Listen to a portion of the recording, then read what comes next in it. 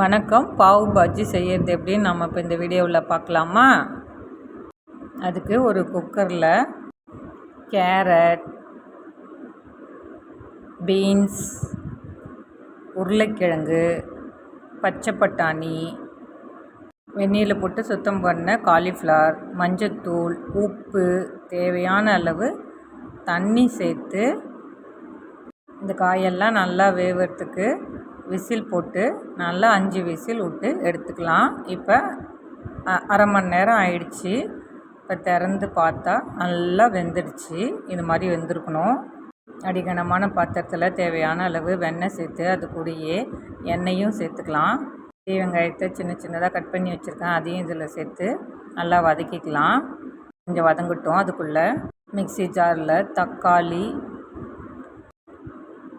இஞ்சி, பூண்டு இதை நல்லா அரைச்சி எடுத்துக்கலாம். இப்போ அரைச்ச இந்த விழுதை வெங்காயத்து கூட சேர்த்து கொஞ்சமாக தண்ணியும் சேர்த்துக்கலாம். தேவையான அளவு மிளகாய்த்தூள், பாவு பஜ்ஜி மசாலா இது எல்லாத்தையும் சேர்த்து நல்லா இதை கலந்துக்கலாம். என்னென்ன பொருள் எந்த அளவுக்குன்றதை நான் டிஸ்கிரிப்ஷனில் கொடுத்துருக்கேன், பார்த்துக்கோங்க. இது ஒரு 4 பேர்த்துக்கான அளவு. பச்சை வாடை போகிற அளவுக்கு கொஞ்சம் நேரம் விட்டு நம்ம வேக வச்ச காய்கறியெல்லாம் இதில் சேர்த்துக்கலாம். நம்ம தண்ணி திட்டமான அளவு வச்சனால அப்படியே சேர்த்துக்கிறேன். இதை இப்போ நல்லா மசிச்சு எடுத்துக்கலாம். இந்த ஸ்டேஜில் உப்போ காரமோ கம்மியாக இருந்தால் நாம் சேர்த்துக்கலாம். நம்ம காய் வேக வைக்கும் போதே உப்பு சேர்த்துருக்கோம், அப்போ தான் காய்க்குள்ளே உப்பு இறங்கும்.